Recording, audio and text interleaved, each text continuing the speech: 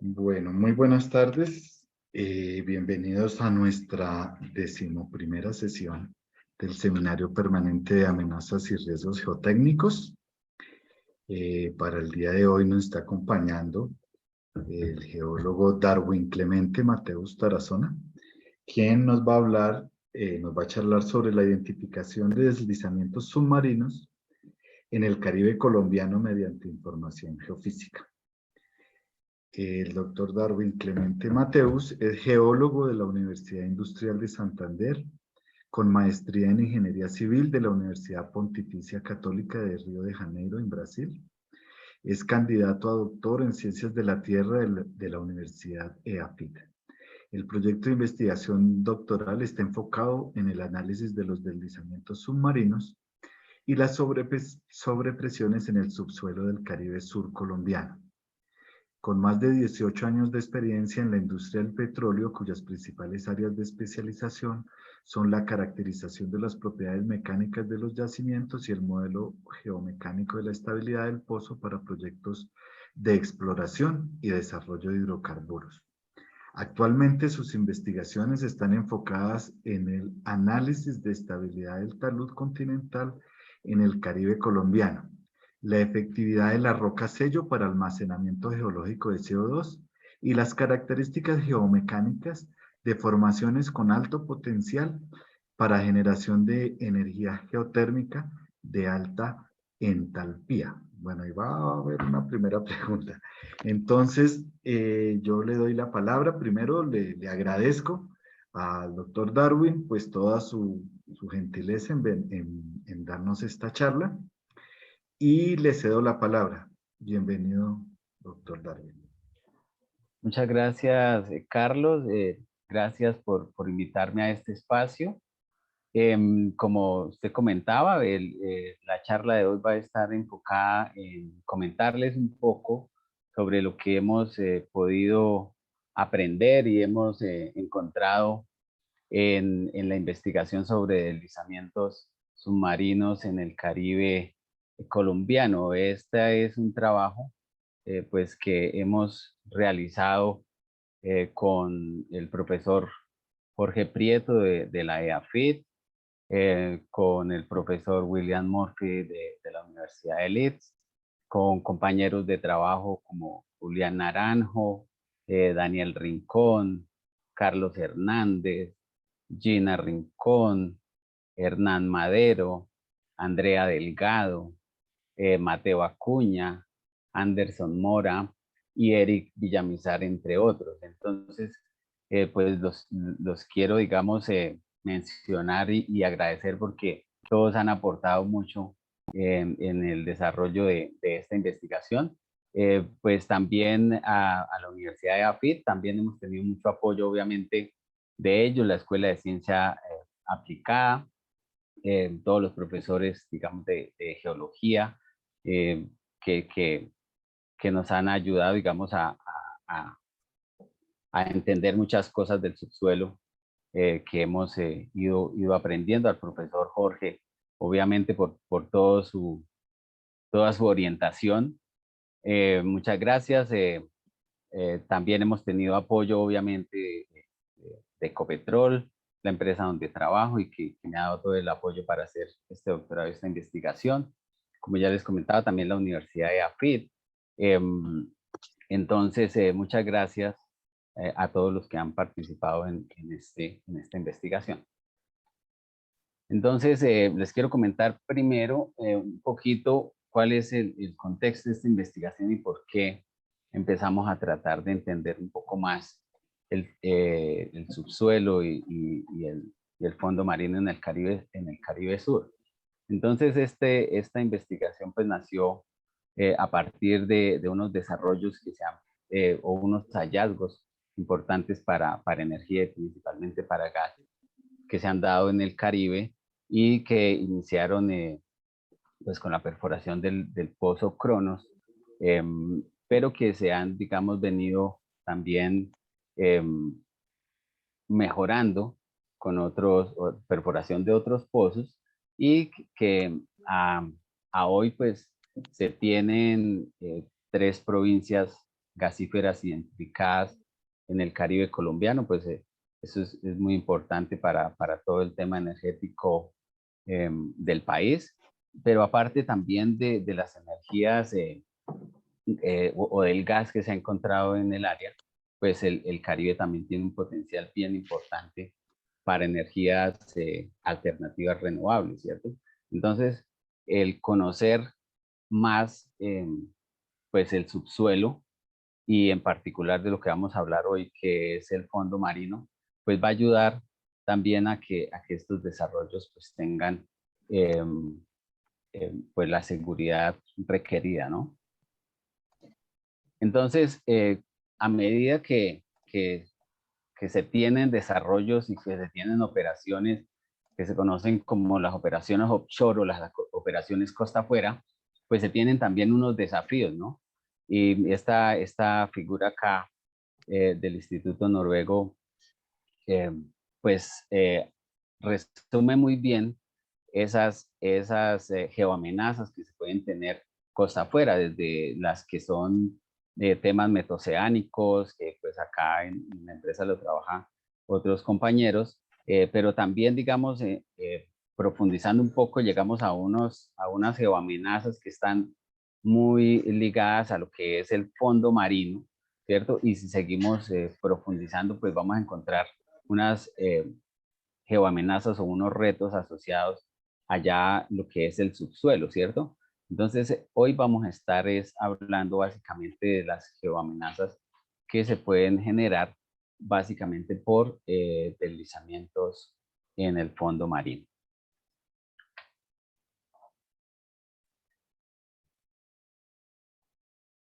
Entonces, ¿por qué este tema es importante? Pues, digamos, cuando se habla de deslizamientos submarinos a gran escala, pues el tema de tsunamis y afectación a las costas, pues es relevante, ¿no? Pero cuando hablamos de deslizamientos de menor escala, hay una afectación bien importante que se ha dado es a la infraestructura, ¿cierto?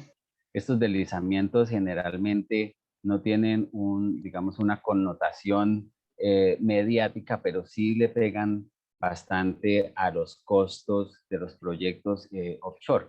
Acá este es el ejemplo del deslizamiento que se conoce como Estorega, un deslizamiento en el Mar del Norte, y que por su tamaño es uno, digamos que para las personas que han estudiado un poco el tema de los deslizamientos, es uno de los referentes, ¿cierto? Pero estos deslizamientos gigantes pues no son tan comunes y los deslizamientos submarinos más comunes son un poco más pequeños, pero tienen, como ya les comentaba, una incidencia bien fuerte en el tema de infraestructura submarina.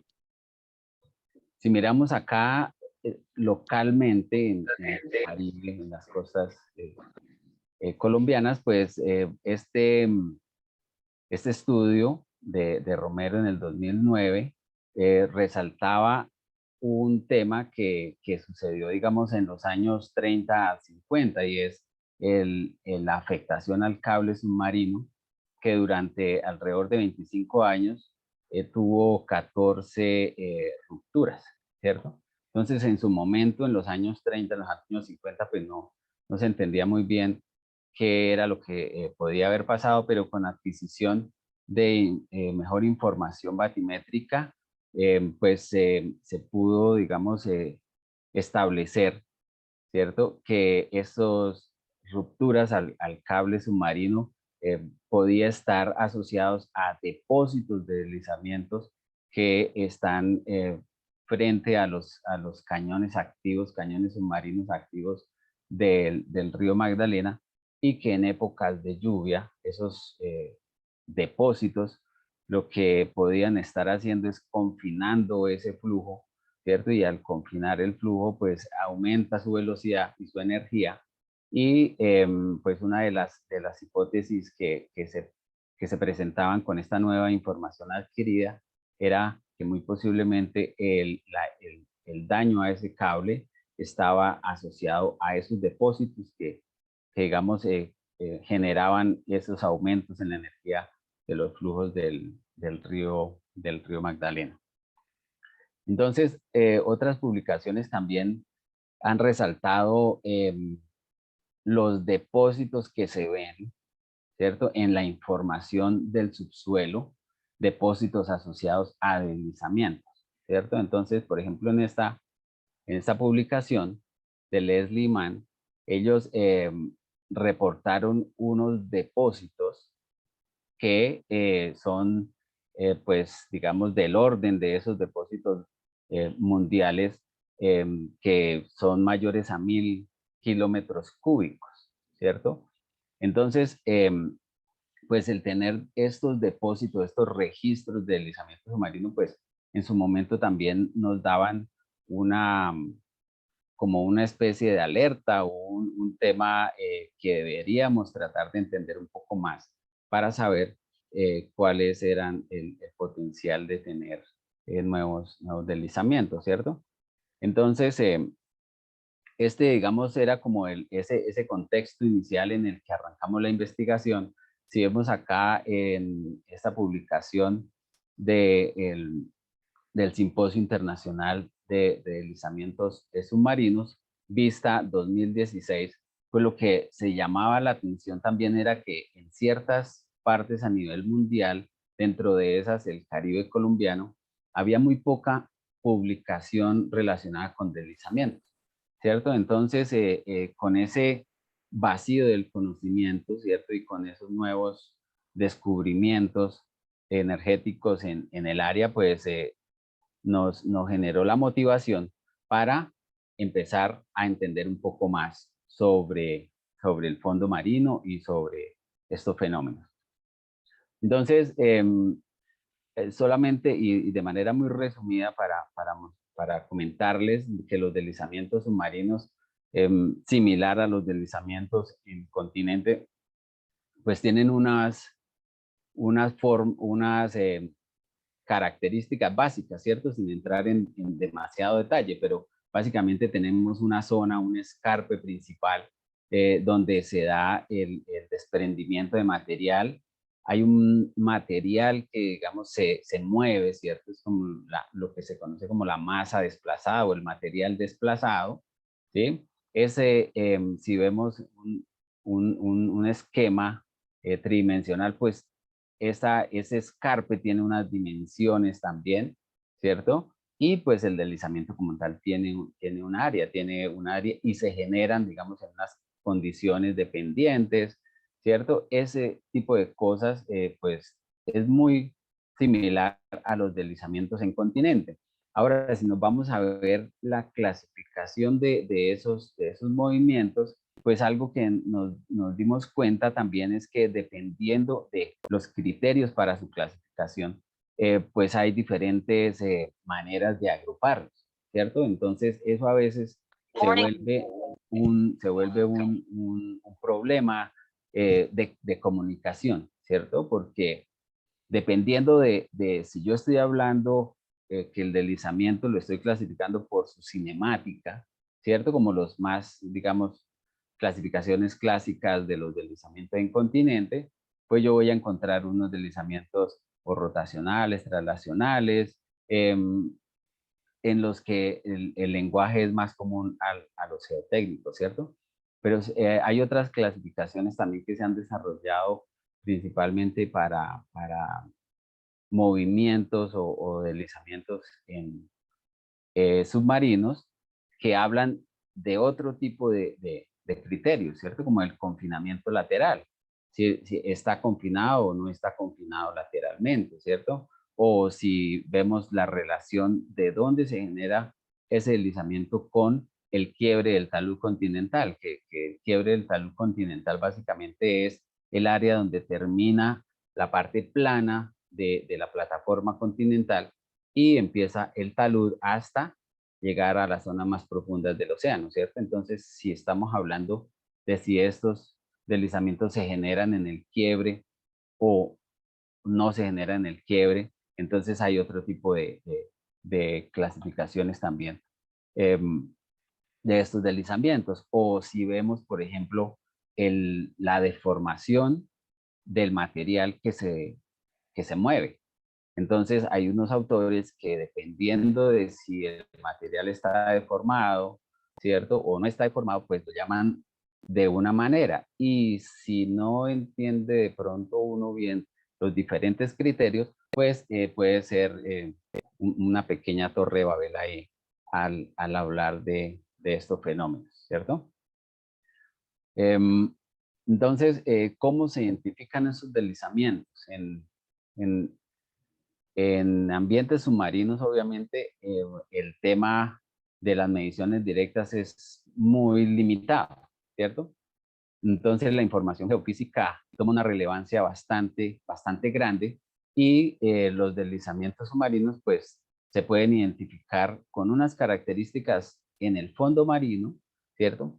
Pero generalmente hay que corroborarlos con información del subsuelo. Entonces, en superficie podemos ver algunos escarpes, unas coronas de deslizamiento, pero en la medida en que tengamos información de sísmica, acá cada una de las lineecitas me está representando una capa de sedimento, ¿cierto? Entonces, en la medida en que veamos que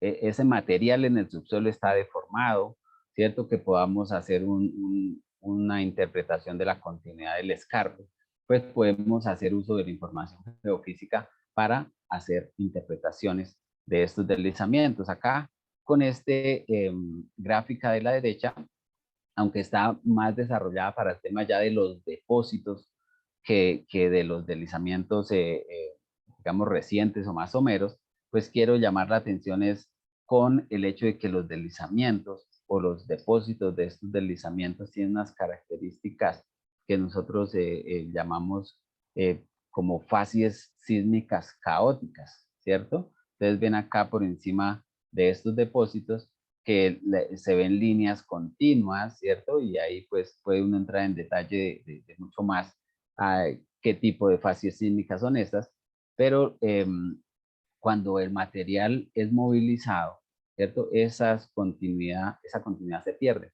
Y eso es un rasgo bien importante para hacer el mapeo de estos deslizamientos. Así acá lo mostraba Martínez, acá lo muestra Cardelli también, aunque estos se refieren más ya a los depósitos en el fondo. Entonces, también acá para ver qué tipo de morfometrías medimos, ¿cierto? Como les decía, hay unos rasgos básicos y esos rasgos básicos pues, nos permiten medir cuál es el área de esos deslizamientos, ¿cierto? Cuál es la corona del deslizamiento, qué tanta movilidad tiene horizontalmente, ¿sí? Qué tanta movilidad muestra verticalmente, ¿cierto? Y acá, como les comentaba en la gráfica anterior, pues en este caso hay dos tipos de mediciones en el caso de que los deslizamientos estén sin confinamiento lateral o con confinamiento lateral, ¿cierto? Entonces, ya entrando un poquito en el detalle del área de estudio. El área que trabajamos es este polígono negro que está acá.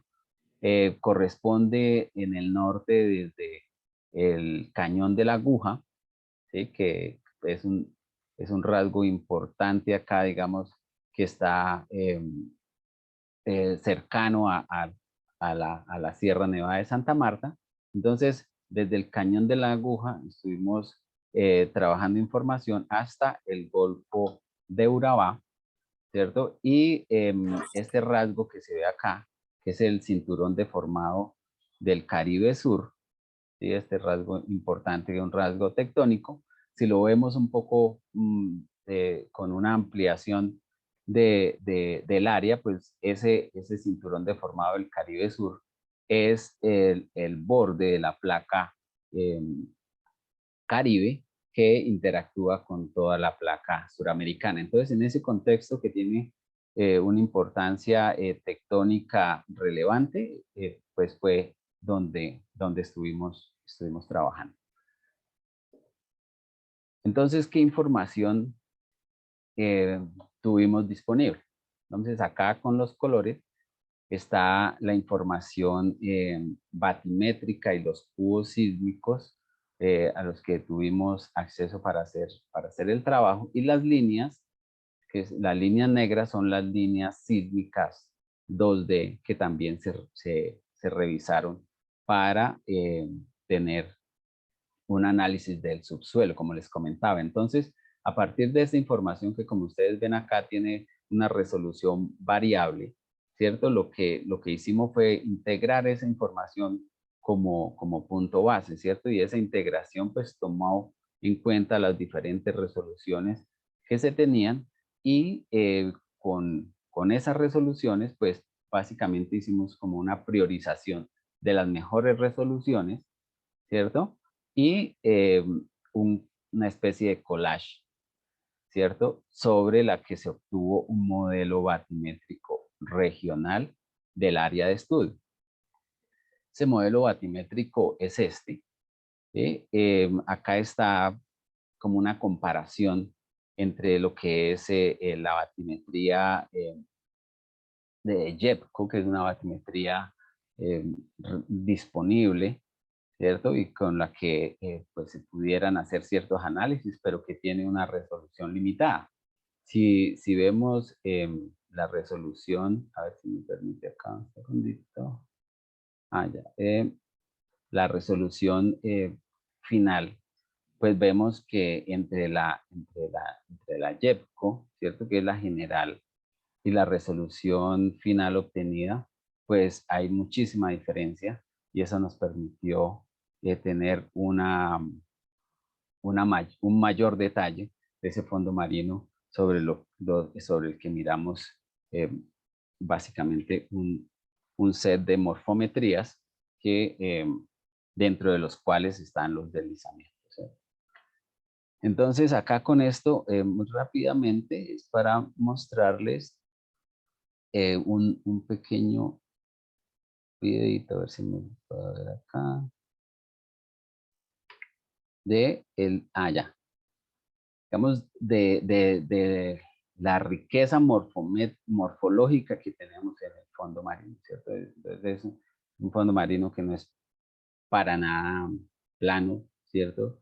Tiene, como lo pudiéramos ver en continente, tiene cañones, tiene zonas planas, tiene unas zonas muy escarpadas, tiene canales submarinos, ¿cierto? Y que en la medida en que contamos con información detallada, pues podemos entender mucho mejor la dinámica de todo de todo ese fondo marino, ¿cierto? Entonces, de acá, pues tuvimos que hacer, digamos, dos cosas principalmente. Una, entender e interpretar los rasgos batimétricos, ¿cierto? Con esa información.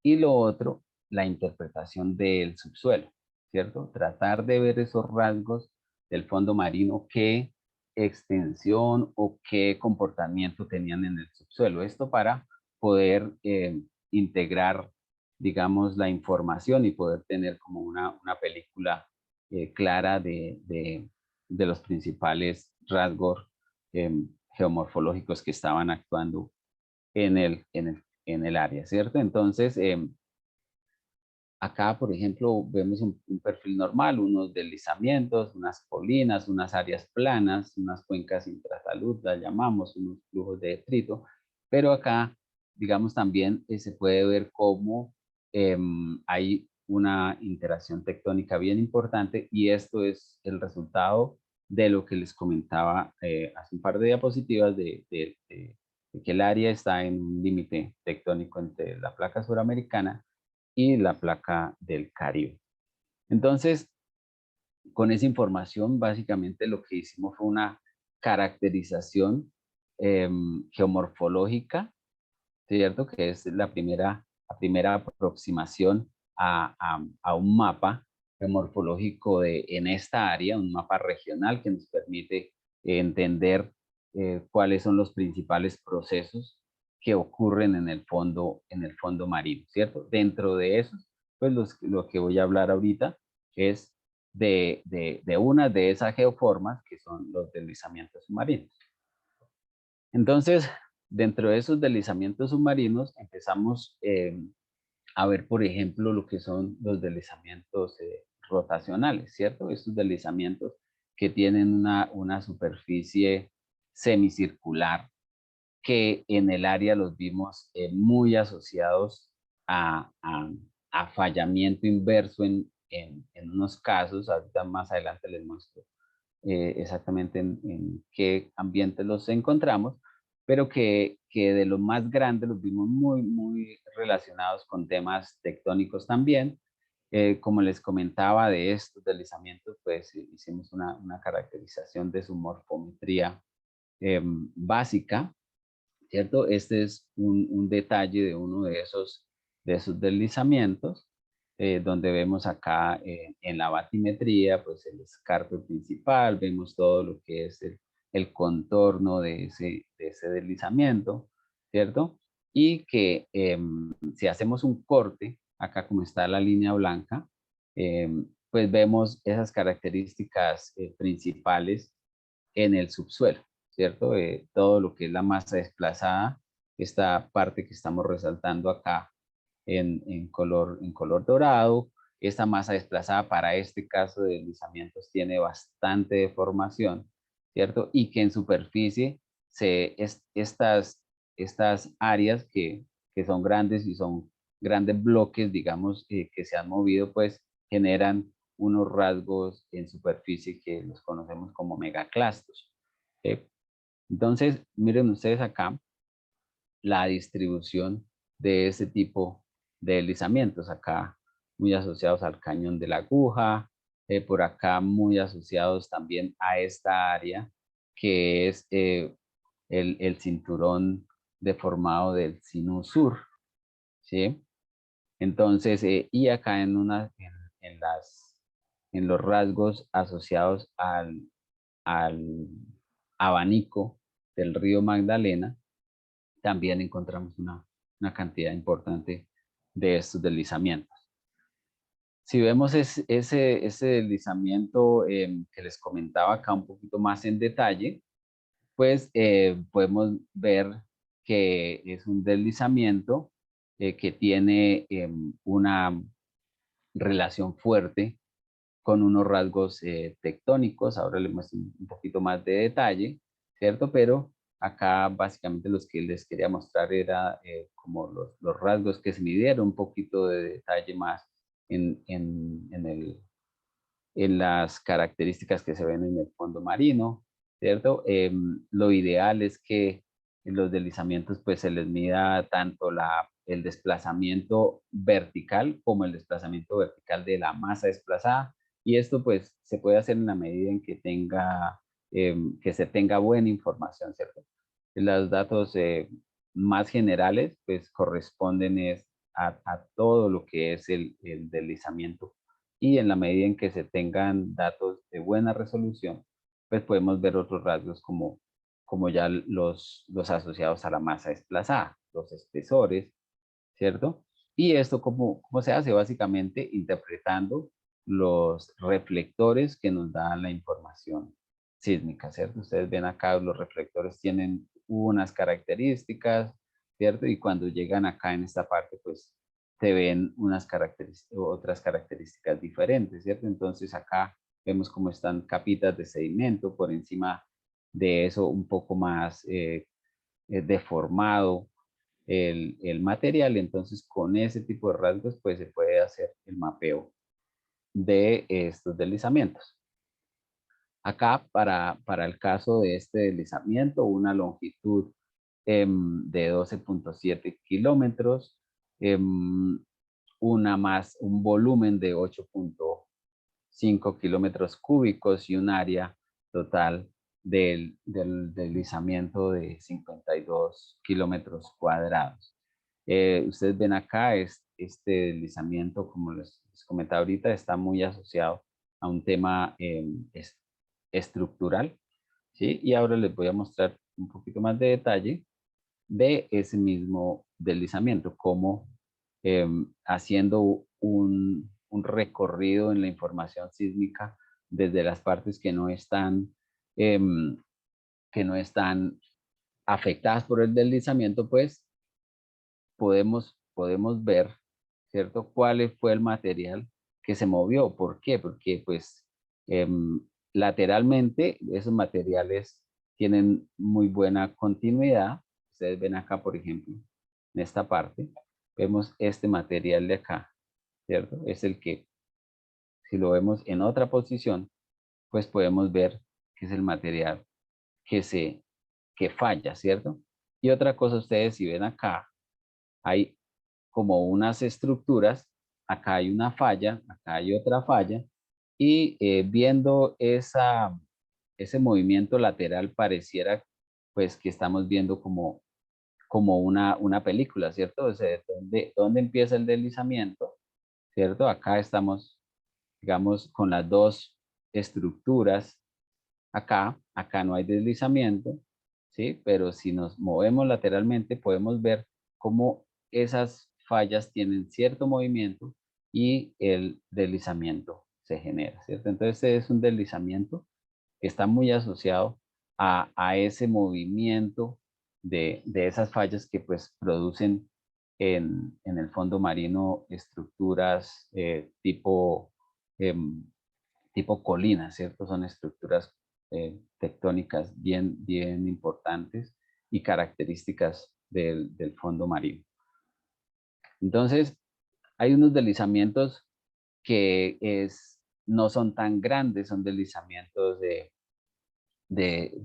menos de 1 kilómetro cúbico de material desplazado, ¿cierto? Y que lo podemos observar donde tenemos información batimétrica de alta resolución y sísmica también que nos permite interpretar eso. ¿Esto por qué es importante? Porque la mayoría de los deslizamientos que hemos observado son de este tipo, son tamaños limitados, ¿cierto? Pero que los vamos a poder observar en la medida en que tengamos información batimétrica y sísmica de buena calidad. Ustedes ven por acá también esto que parecen como unos escaloncitos, ¿cierto? Ahorita más adelante les voy a comentar cuál es la interpretación que tenemos de esos escaloncitos, porque asociados a ese tipo de características es que vemos que se forman los deslizamientos. Entonces, ese es un tipo, es los deslizamientos traslacionales. Ahora los deslizamientos, los rotacionales, ahora los traslacionales difieren de los anteriores en que la masa o el material se desliza sobre un plano, ¿cierto? Se traslada sobre un plano y no se genera la superficie semicircular característica de los deslizamientos rotacionales. Esto los vimos principalmente en el cinturón deformado del Sinus Sur, ¿cierto? Y en algunas áreas asociadas a los diques de los sistemas canalizados del abanico del río Magdalena, ¿cierto? Entonces, como podemos ver acá, el contorno del deslizamiento. Ahora les muestro en un videito lo mismo, este deslizamiento, cómo podemos ver que el material se ha desplazado sobre una capita de esos sedimentos, muy seguramente algún contraste de densidades o de compactación, pues hace que estos movimientos se puedan generar. Acá es otro ejemplo de un deslizamiento traslacional, donde vemos acá que se genera, ¿cierto? Y la masa desplazada, pues, se mueve. Y acá, digamos, lo interesante es que también están muy asociados a fallas someras, ¿cierto? Como ustedes pueden ver acá, este es una capa que muestra unas características sísmicas y esa capa, pues es esta misma capa de acá, vemos que esa capa se ha movido por medio de este plano de falla, ¿cierto? Y en esas áreas vemos unos deslizamientos traslacionales muy asociados a esos movimientos de falla. Acá este es el videito donde podemos ver cómo está este deslizamiento traslacional de acá y ustedes van a ver que básicamente esta capita blanca que estoy señalando acá con la mano, pues es la que genera ese movimiento por encima, ¿cierto? Entonces vemos que el material se empieza acá a deformar, se empieza a acumular ya en esta área blanca, pero que por debajo de esa capita blanca pues no vemos ninguna deformación, ¿cierto? Entonces eso es lo que conocemos como un deslizamiento traslacional.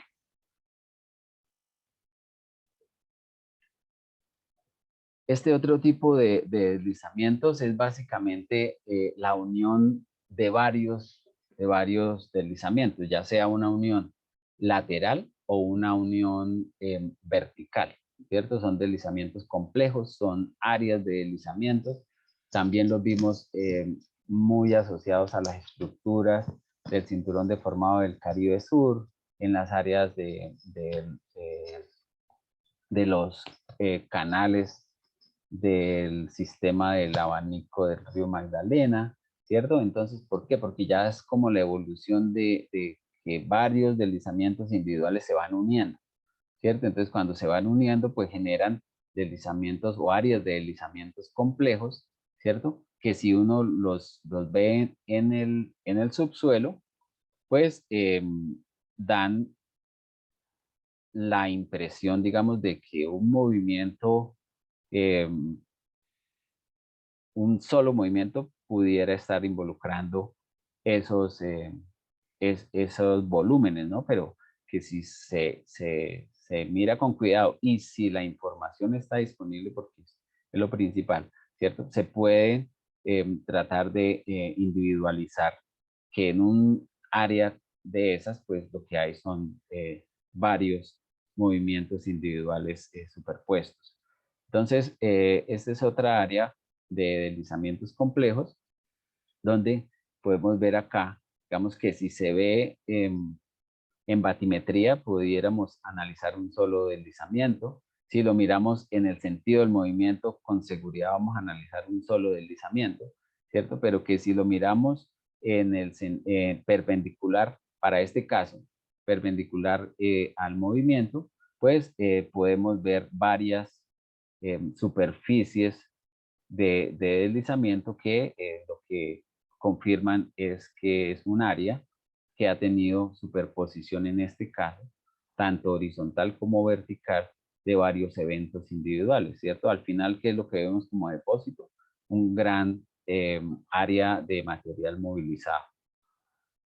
Acá, como vemos, como les decía anteriormente, si uno interpreta una sola, por ejemplo, una línea sísmica 2D, ¿cierto? Pudiera interpretar que esto es un solo movimiento, ¿cierto? Entonces, ustedes ven acá, por ejemplo, estos rasgos que les decía del material desplazado deformado versus el área donde el deslizamiento no afectó, ¿cierto? Y ustedes ven la diferencia en los reflectores sísmicos, ¿cierto? Entonces, puede uno perfectamente trazar la superficie de deslizamiento, pero con el cuidado, digamos, de que les comento que, por ejemplo, este es un deslizamiento el más grande que pudimos identificar con un área total de 209 kilómetros cuadrados, pero que no se refiere a un solo deslizamiento, sino a muchos deslizamientos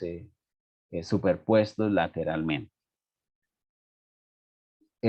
Otro tipo de eventos que pudimos ver son deslizamientos, eventos de flujos de detritos que los vimos principalmente concentrados acá en el Caribe, en el área del cinturón deformado del Sino Sur, pero con la también característica de que están muy ligados al quiebre del talud continental, ¿cierto? Donde termina la plataforma e inicia el, el, el talud continental, entonces en esa área y específicamente acá en el sur fue donde pudimos ver ese tipo de, de flujos. Entonces esos flujos pues imprimen, digamos, en la batimetría unas características muy caóticas por lo erosivo del flujo, ¿cierto? Entonces es lo que se puede ver en esa área.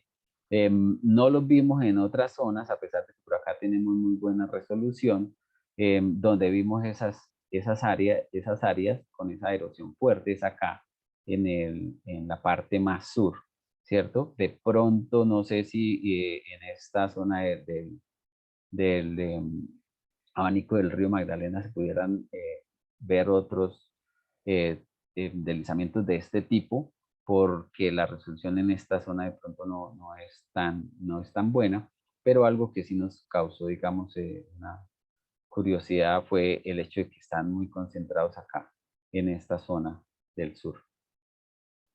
Esos deslizamientos, pues como les comentaba ahí, vemos acá que son muy erosivos, entonces la batimetría se ve bastante caótica, ¿cierto? Y esa es la manera como podemos mapear su extensión. Si miramos en la información sísmica, podemos ver ciertos clastros o megaclastros que nos permiten hacerle seguimiento a que esos son, digamos, más que pudiéramos decir flujos tipo turbiditas o tipo ríos, pues vemos esas características que nos permiten interpretar que se trata de flujos de detritos y que esos en el Caribe Sur, en el área sur, están, digamos, siendo una fuente bien importante para el relleno de las estructuras tectónicas originalmente formadas por el tectonismo. Yo les comentaba hace un par de diapositivas que había unos rasgos como unas terrazas, ¿cierto? Que veíamos, y esas terrazas, si uno las analiza en la sísmica, pues se puede ver que tienen una discontinuidad asociada a un movimiento, pero que los deslizamientos todavía no se han generado, ¿cierto? Entonces nosotros las clasificamos como fallas de tensión porque se ven acá el desplazamiento, como ustedes pueden ver en esta interpretación, que el desplazamiento es de tensión. También algunos autores las pudieran llamar creep, ¿cierto? Pero estos términos ya generan un poco más de debate por lo que significa el creep, digamos como un movimiento en el tiempo y de pronto no tenemos la información para soportar, digamos, ese movimiento en el tiempo. Entonces, es un rasgo que lo más importante que vimos es, como les comentaba, es que en esas áreas, ¿cierto? Es como si fueran unos estadios tempranos de esos deslizamientos, ¿cierto? Entonces, también vimos lo que son los depósitos que generan esos deslizamientos. Nosotros, pues, ese tipo de depósitos que no tienen como esa clara relación con una cinemática de deslizamiento en superficie, pues los clasificamos como MTC por sus siglas en inglés, son depósitos de transporte en masa o Mass Transport Complex, ¿sí? Y lo que de una vez podemos ver ahí es que resaltan por su tamaño, ¿cierto? Comparados con los deslizamientos que pudimos mapear, estas áreas de NTC pues son áreas que tienen una relevancia mucho más importante en términos de tamaños, ¿cierto? Y que si la miramos en el registro sísmico, pues son bien importantes en esta zona del Caribe Sur, ¿cierto?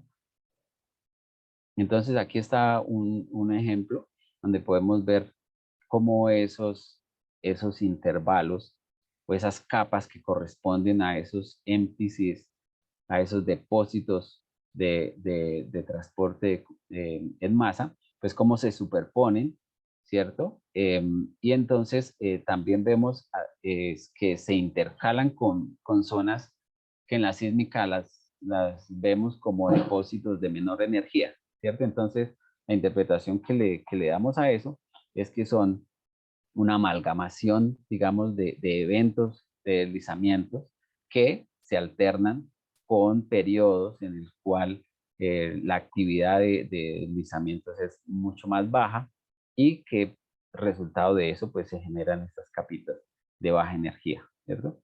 Entonces, ¿Qué es importante de ahí? Si miramos las áreas y los tamaños de los deslizamientos identificados en superficie contra las áreas de esos MPCs, pues vemos que, digamos, los deslizamientos no necesariamente reflejan las áreas de los MPCs. Es decir, que si yo estoy interpretando depósitos con información sísmica, pues no necesariamente esos depósitos están respondiendo a eventos de deslizamientos individuales, ¿cierto?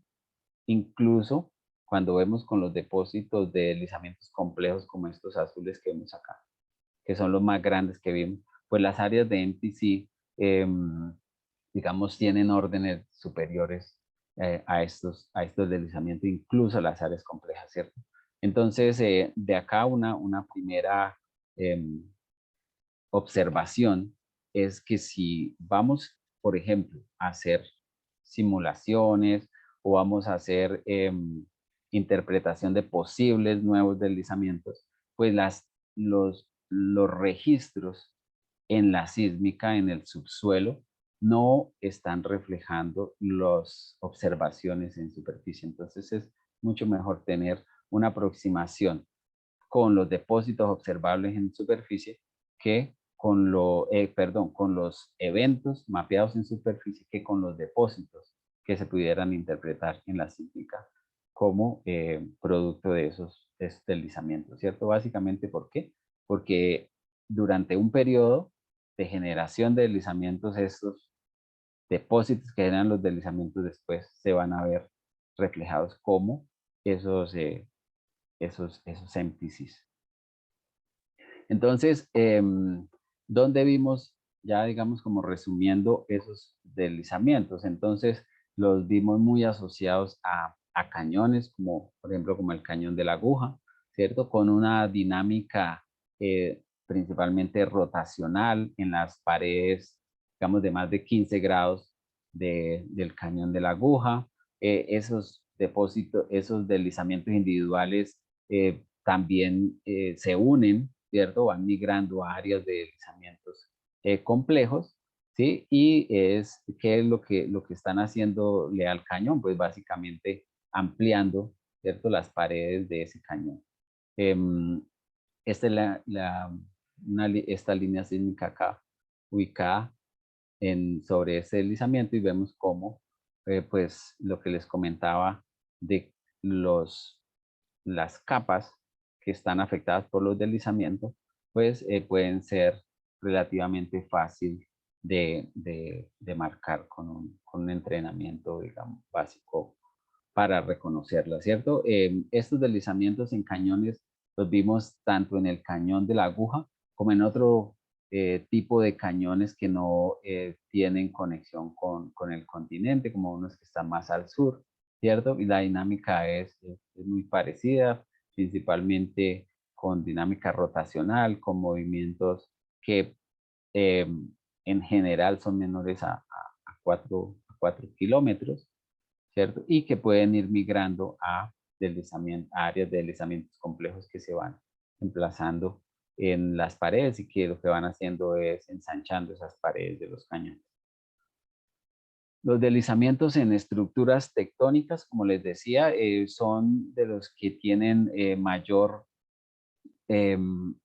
tamaño, ¿cierto? Acá los vemos en estructuras del cinturón deformado del Caribe Sur y en las del Caribe Norte también, ¿cierto? Y entonces lo que vemos es que esa dinámica de los deslizamientos en esas estructuras, pues tiene el potencial prácticamente de destruirlas, ¿cierto? Estas estructuras que son inicialmente generadas por la tectónica, pues son después casi borradas por estos deslizamientos y los depósitos de estos deslizamientos, ¿cierto? Acá tenemos la interpretación de lo que es el deslizamiento en esta área y acá en esta otra estructura también. Los deslizamientos asociados a los canales y a los diques de esos canales submarinos, pues tienen una dinámica que es principalmente rotacional, traslacional, pero que se van uniendo lateralmente, ¿cierto? Y forman depósitos, forman áreas de deslizamiento complejo, tanto en las paredes internas de los canales como en los bordes externos de los diques, ¿sí? Y estos deslizamientos, finalmente, los que les comentaba, los flujos que vimos principalmente en el área sur, que pues tienen una mayor capacidad de desplazamiento y que sobre la batimetría lo que imprimen es lo que se conoce como textura Hammocki o textura caótica sobre la batimetría por su característica erosiva, ¿cierto? Si miramos horizontes, no necesariamente en la batimetría, sino con ayuda de información sísmica 3D, pues podemos encontrar los detritos, ¿cierto? O los megaclastos que son propios de estos deslizamientos. Entonces, con ese análisis, pues lo que hicimos fue tratar de ver dónde podría estar o qué áreas estarían sujetas a presentar mayor susceptibilidad a nuevos deslizamientos, ¿cierto? Y aquí lo que hicimos fue aplicar esta metodología del profesor Van Westen y que la metodología permite, digamos, por medio de una superposición de parámetros como la pendiente, como la presencia de fallas, ¿cierto? Como acá lo que intentamos hacer fue cuantificar las áreas de influencia de los sismos reportados, ¿cierto? Y con la misma geomorfología, tratar de ver en cuál de esas áreas se pudiera establecer como áreas con mayor susceptibilidad, ¿cierto? Entonces es una metodología relativamente sencilla, ¿sí? Pero que permite identificar o iluminar áreas que pudieran estar más expuestas a deslizamientos a la luz de los deslizamientos analizados, ¿cierto? Y entonces con eso, pues lo que hicimos fue generar una primera aproximación, ¿cierto? A un mapa de susceptibilidad en el área de estudio de acá de este mapa, que es un mapa, digamos, a escala regional, ¿cierto? Lo que pudimos ver es que las áreas que están más susceptibles o que son más susceptibles a generar nuevos deslizamientos, pues son las estructuras tectónicas asociadas tanto al cinturón deformado del Sinú Sur y las estructuras del cinturón deformado del Sinú Norte, ¿cierto? Las zonas de canales y cañones pues tienen una susceptibilidad media y las áreas que a la luz de los deslizamientos observados tienen menor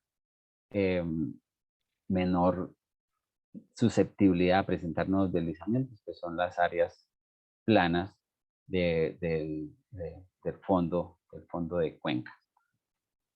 Entonces, pues eso es lo que les quería comentar. Acá, por si quieren de pronto más información, se han generado esas publicaciones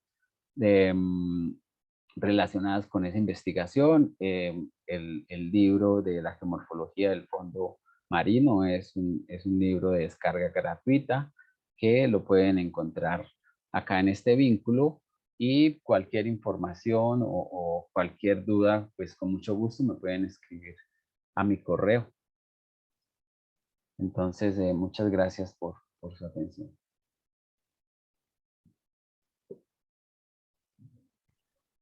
Bueno, pues muchísimas gracias, doctor Darwin. No sé si Silvana nos vas a colaborar con la moderación de las preguntas. Adelante. Hola, ¿qué tal? Bueno, primero agradecer, Darwin, muchas gracias por esta presentación. Gracias también a los asistentes. En este momento damos paso a las preguntas. Les invito a todos a realizar sus preguntas primero por orden de cómo las fueron agregando al chat. Entonces, Darwin, tenemos como unas 5 preguntas en este momento. Voy a hacerte Mucho como gusto. una a una. Bueno, no, primero eran como unos mensajes. Si todos tenemos acceso al chat, les recomiendo irlos viendo.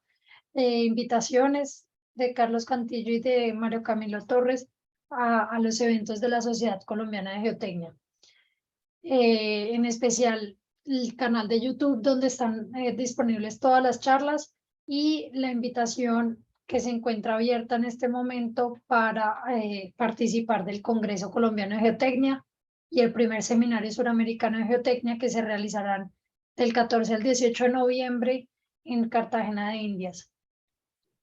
Toda la información está en la página web y también aquí la agregaron en el chat. En este momento empiezo con las preguntas. Primero una de Daniel Basabe.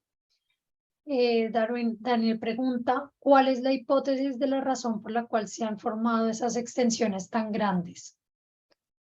De los deslizamientos, básicamente lo que nosotros hemos visto, no sé si entendí bien la pregunta, pero lo que nosotros vemos es que los deslizamientos inicialmente y los más comunes son deslizamientos de tamaños que no superan los 4 kilómetros de movimiento y áreas que están por debajo generalmente de 2, 4 kilómetros cuadrados de área, ¿cierto? Pero que se van superponiendo, ¿cierto? Se van uniendo, se van uniendo. Y entonces, a medida que se van uniendo, se empiezan a ver como si fueran uno solo, ¿cierto? Entonces se generan los deslizamientos complejos, ¿cierto? Pero si nos vamos un poco más mirando digamos, al registro geológico, después esos deslizamientos que se debieron dar durante un largo periodo y por la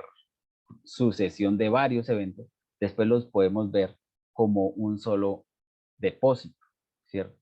Y ese depósito puede ser mapeable porque ese depósito tiene características diferenciables con respecto a los otros, a los otros sedimentos, ¿cierto? Entonces el tema es que, como les mostraba acá, por ejemplo, en este, ¿cierto?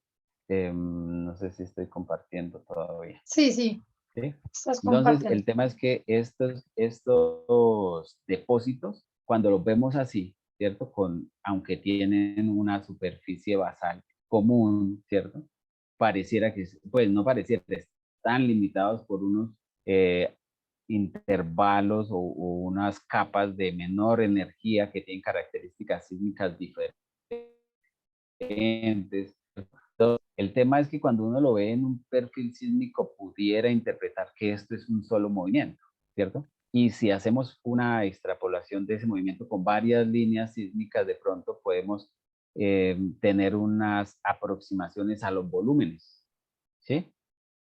Y lo que nosotros hemos visto es que esos volúmenes de ese depósito no necesariamente están reflejando volúmenes de material movido en un evento, ¿cierto? Entonces, si yo voy a hacer una simulación, por ejemplo, de un deslizamiento que pudiera generar una afectación a la costa o, digamos, quisiera ver cuál puede ser el potencial de generar un tsunami, ¿cierto? Pues yo debería tener en cuenta son los volúmenes de eventos individuales, ¿cierto? Porque es lo que en algún momento pudiera generar una distorsión pues en el agua y tener consecuencias en la costa, ¿cierto? Ok, muchas gracias. Sí, de pronto, ahorita después yo quisiera otra pregunta, pero vamos a la en orden. Como dije, la siguiente es de Julián Núñez Nader. Él pregunta, ¿qué criterio de clasificación de cuerpos es usado para delimitar áreas de deslizamientos submarinos? De pronto está conectado con lo que acabas de decir, pero si hay criterios o es un poco más interpretativo. No, yo como les mostraba por acá, em, dependiendo, digamos, del criterio que se use es importante para la comunicación, ¿cierto? O sea, si yo estoy hablando o estoy siguiendo las recomendaciones de Moscardelli, ¿cierto? Entonces, entre Mass Transport Complex, Detach o Attach, ¿cierto? Yo estoy hablando de si ese tipo de deslizamientos están ligados al quiebre del talud continental, ¿cierto? O están ligados a estructuras, que son los que ellos clasifican como Detach, ¿cierto? Pero si yo estoy siguiendo, por ejemplo, una publicación de Charles Dunham, él los clasifica es dependiendo de la deformación del depósito, ¿cierto? Entonces, pues, como son criterios diferentes, los nombres no necesariamente coinciden o incluso los nombres muestran cosas que parecieran lo mismo, pero en su clasificación, si la comparo con otra, pueden ser, digamos, contradictorios, ¿cierto? ¿Por qué? Por ejemplo, si miramos la cinemática, ¿cierto? Yo puedo tener un deslizamiento en un cañón que tenga una cinemática rotacional, ¿cierto? Que tiene una superficie semicircular y que en esta clasificación se tendería a llamar un slump, ¿cierto? Pero si tiene deformación, pero yo puedo ver deslizamientos rotacionales con una cinemática de semicircular que no tienen deformación interna porque tienen un movimiento corto, ¿cierto?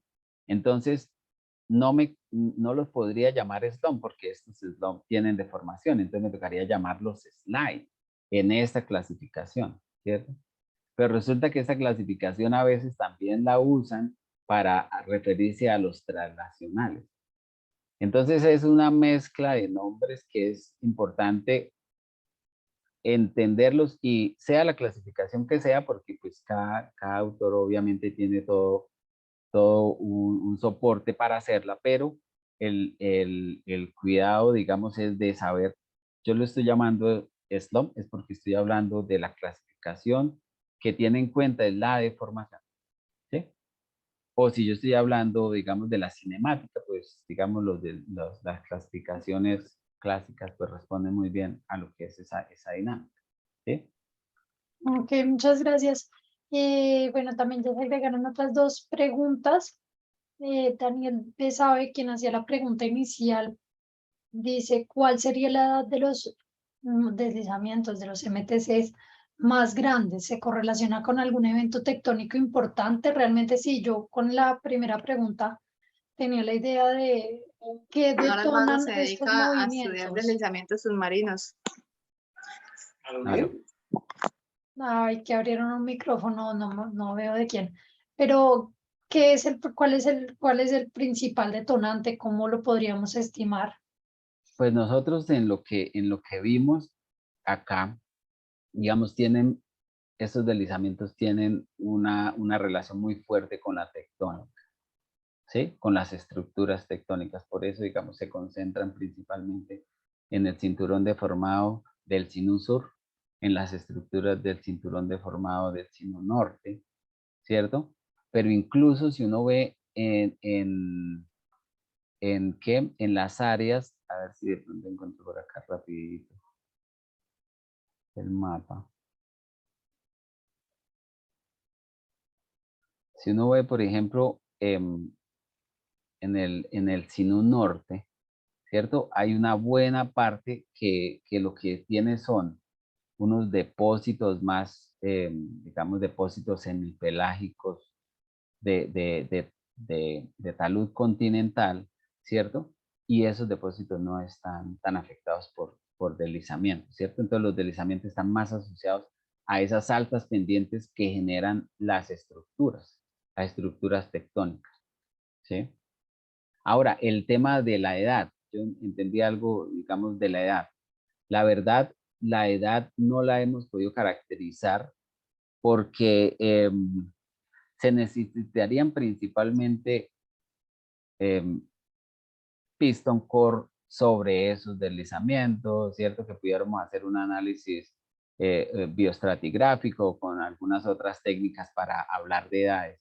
Pero a ese nivel, digamos que trabajamos de escala regional y con la información disponible no pudimos, digamos, hacer un análisis de la edad de los deslizamientos.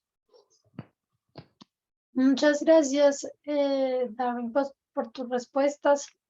Ahora, Carlos, ya que agregaste tu cámara, si de pronto antesitos de cerrar, si alguien tiene la última pregunta o quisiera abrir micrófonos, cámaras, de pronto el profesor Jorge Prieto o alguien adicional.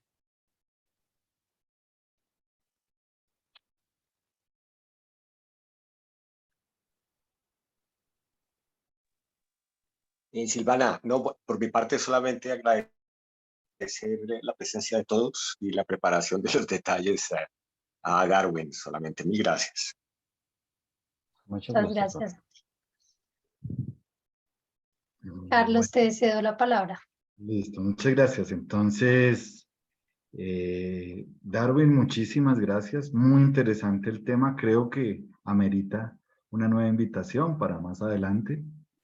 Yo les agradezco a todos los asistentes por tener en cuenta nuestro seminario permanente y quiero invitarlos para nuestra próxima sesión, que estamos invitando al doctor Hernán Martínez a finales de octubre, más o menos dentro de un mes, con una charla sobre gestión del riesgo en obras viales.